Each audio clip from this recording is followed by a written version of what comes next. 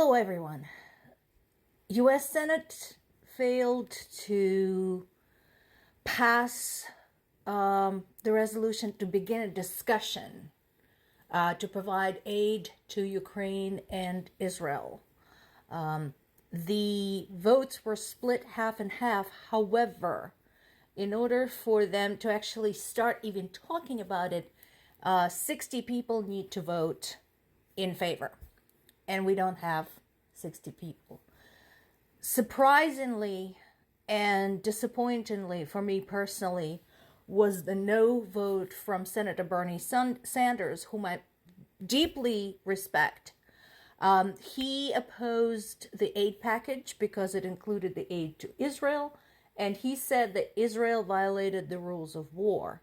What shocked me was that that particular standpoint is pushed by people who generally don't know the history of the conflict in Israel or don't care.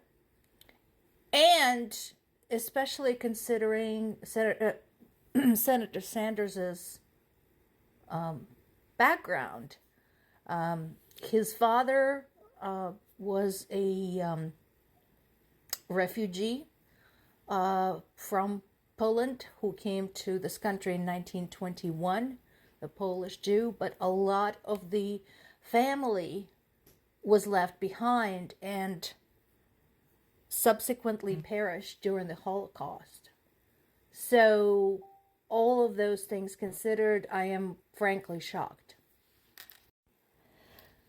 President Biden didn't mince words when he said that consequences to failing provide Ukraine with the aid, which is bound up in the same package, will be dire.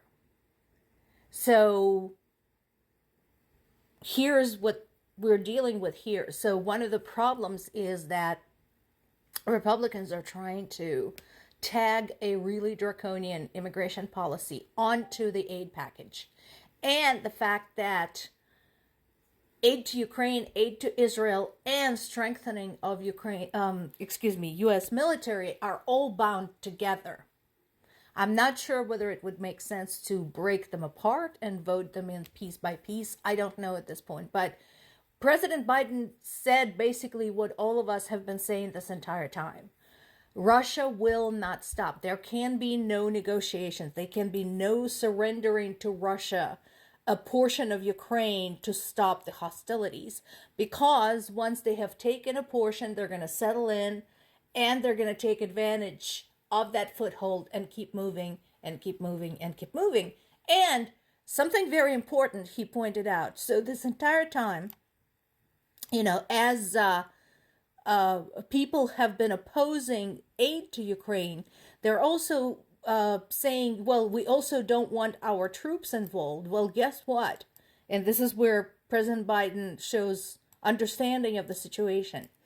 If Ukraine loses this war, Russia inevitably at some point will attack one of NATO members. They're right there. They're next door. And Russia had already indicated they're not interested in restoring the Soviet Union. They're interested in restoring Russian Empire the way it was right around the time of World War I. Okay?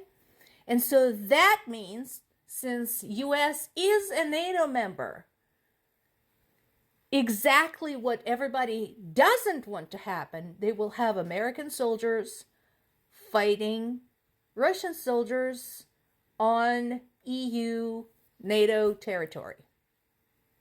That is going to be the consequences of a loss in the war between Russia and Ukraine. And, of course, leave it to a Republican candidate to say something dumb like that. Vivek Ramaswamy said Ukraine war doesn't advance U.S. interests. No, it doesn't. All the more reason to provide aid to Ukraine quickly so that we could finish this damn war.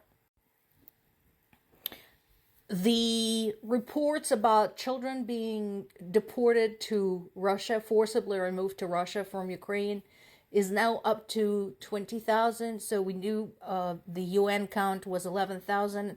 And I said at the time, there is likely more, many more. And sure enough, we're now looking at 20,000. They're coming home slowly, very slowly. It's a drop in the ocean. And I'm sure for the families who get their kids back, it means everything in the world, and it should. That's how it should be.